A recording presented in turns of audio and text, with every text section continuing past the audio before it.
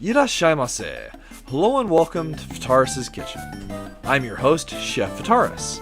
It's time once again for Shoot 'em Up Saturday, and on the menu this week we have Advanced Buster Hawk GleyLancer, a new port of a Sega Mega Drive classic. What kind of taste will it have? Let's get cooking and find out. From developer Masaya, GleyLancer originally released for the Sega Mega Drive in 1992. It would remain a regional exclusive until its Wii Shop Channel release in 2008. Unfortunately, that version is no longer available, but fast forward to 2021 and we have this new port which is available for the Nintendo Switch, the PlayStation 3 and 4, and the Xbox, courtesy of developer Radalaika Games. So, this port takes a title that I had previously looked at before. I'll actually include a link to the video up in the eye, about 4.5 years ago.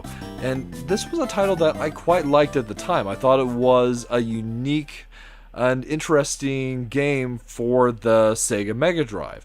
But this port takes it to a whole new level for me. And if you're a fan of shoot 'em ups, this is a title that belongs in your collection, especially given the excellent price point. And this is truly an excellent port. So buy this game, support developers that are bringing excellent ports of classic shoot 'em ups to modern consoles. They definitely deserve it. And so, setting all that aside, let's dive into the game itself. When you start the game, you're taken to this menu here. And rather than start the game right off the bat, let's take a quick second to look at the options, specifically gameplay.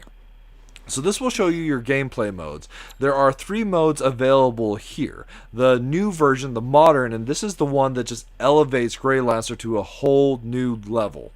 We also have the ability to play the game in vintage, so basically almost an untouched version of the Sega Mega Drive release, and also cheater, and this one's kind of like your debug mode. It gives you basically a debug mode to play with.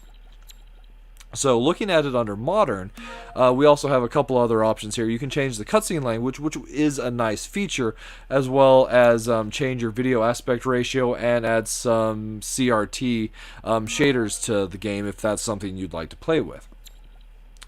Starting the game, it goes and fires up the in-game emulation, and unlike some modern ports which haven't done anything with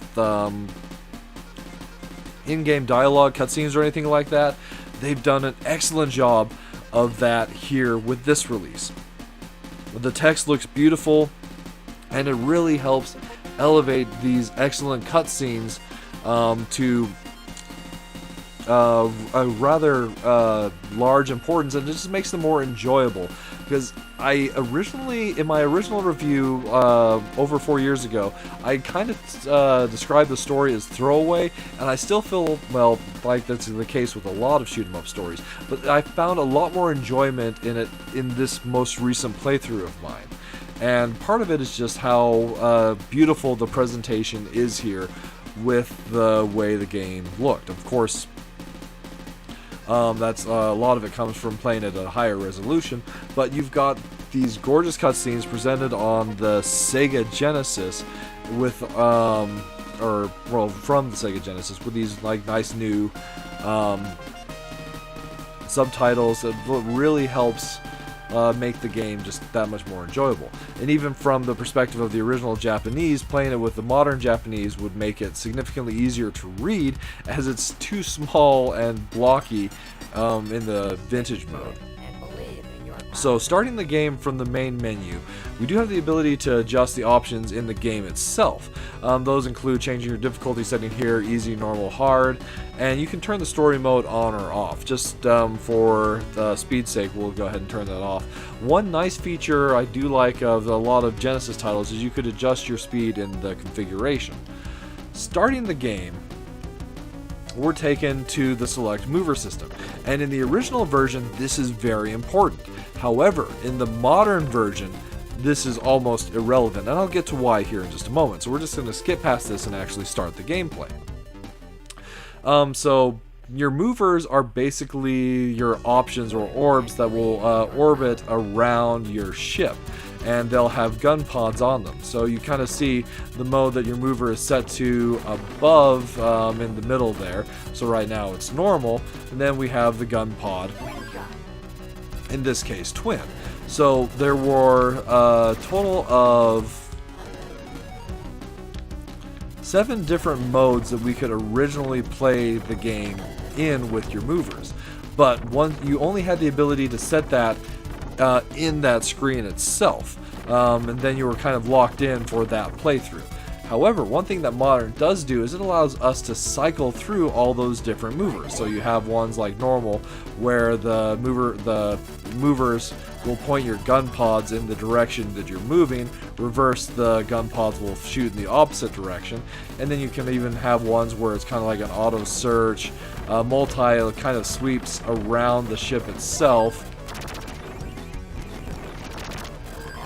Then we've got a couple other options like the really fun roll and shadow, where they act like kind of standard options for a title like say Gradius, for example. So another feature that was added in the Modern that I'm making rather heavy use of is the ability to rewind gameplay. And you can go and do this like up to the point where you actually start the emulation, which is pretty neat that it goes that far back. So if you happen to want, you can easily one life clear this particular shoot 'em up using that mode. I actually would have really appreciated the ability to disable that in Modern, so there wasn't even the temptation to use it, but of course that is completely optional. But one of the greatest features that they added to the Modern version is the ability to play this game like a twin stick. So I didn't mention it in my original review, but I definitely feel that this game being a twin stick shoot 'em up would have taken it to a whole new level, and indeed, with them having done so, it makes this one just so much fun to play, and in a lot of ways it does make it a little bit easier than having that fine control over the direction that your movers are facing, and thus your gun pods really does make the game like quite a bit easier. So part of the reason I am choosing to use the rewind function is this game does rely on checkpoints rather than starting you off where you die, so just something to keep in mind. With the boss quickly taken out, we'll go and move on to stage 2, or at least we normally would, but rather than actually kind of retread some ground that I'd covered in my original review, we're going to use one of the features that's added to this one, the save states, to jump ahead. So in the save states, you can save up to 6 different states, and we're going to load up this one here to move forward to the boss of stage 3. So the game is full of just a lot of beautiful, in this case beauty is not the right word, but a lot of beautiful sprite work.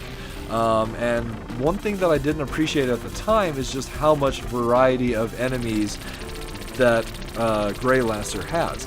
This title is impressive on so many levels. We have all these different enemy sprites, we've got the beautiful anime style cutscenes between stages, like this one right here, especially like cleaned up and on a modern presentation, they just look awesome.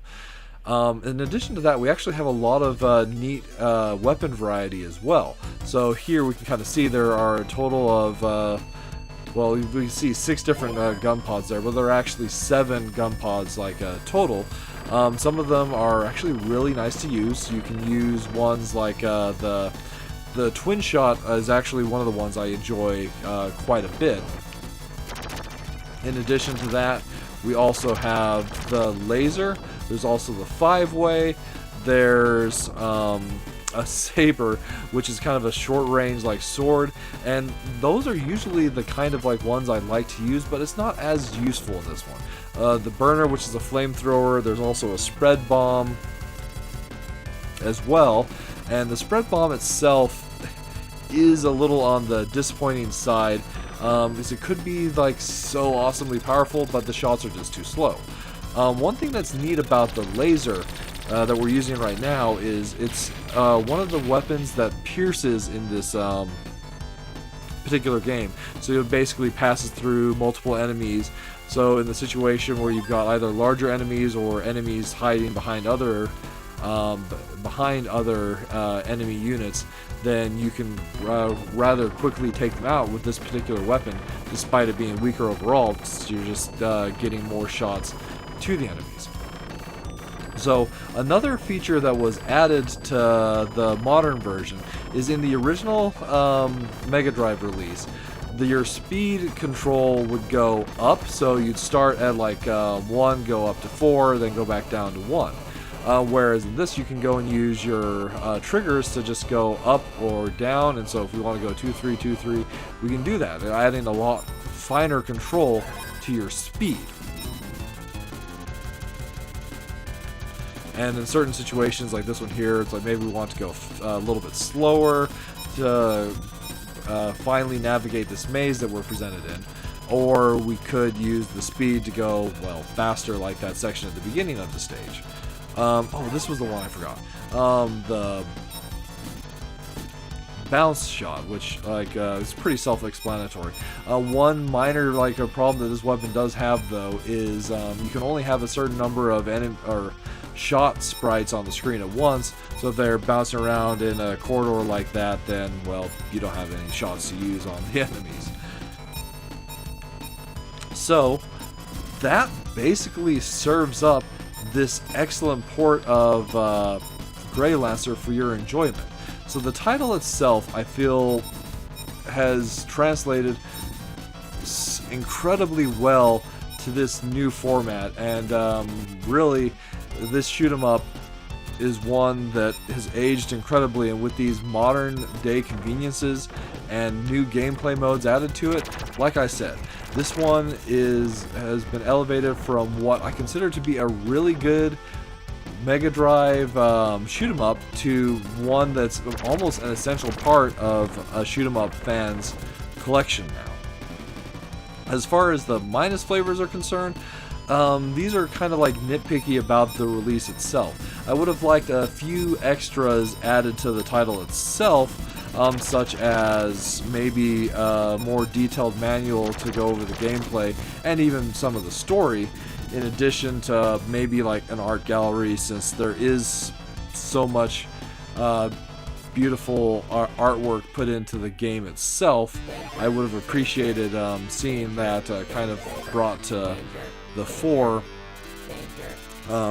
but it would have also been nice to have the option to kind of like take away your ability to use the rewind in the modern, so just a setting to turn that off would have been greatly appreciated. But as far as the plus flavors are concerned, I feel like this port itself is really solid. It's kind of like a port done right, where it takes the original gameplay, kind of keeps it there, but it also adds all these like awesome modern conveniences. And then the price point that they're offering the title at is just incredible. And for the original release, all the excellent sprite work that this game has, it can't be understated. There are so many different enemies that are unique to the gameplay itself.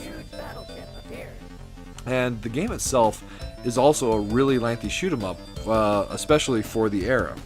There are also multiple endings, although after trying to get the bad ending, you have to try hard and actually be really good at the game to be able to get the bad end. The game really doesn't want you to go that route.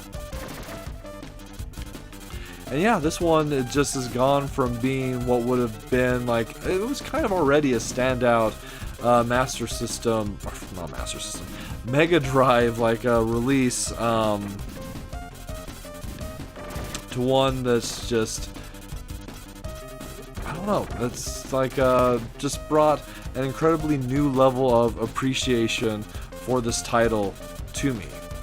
And with that said, I highly recommend this title to anybody that's going and checking out this video. Well, that'll just about wrap it up for this week's episode of Shoot 'em Up Saturday. As always, I want to thank you so much for joining me this week, and I look forward to seeing you again next week.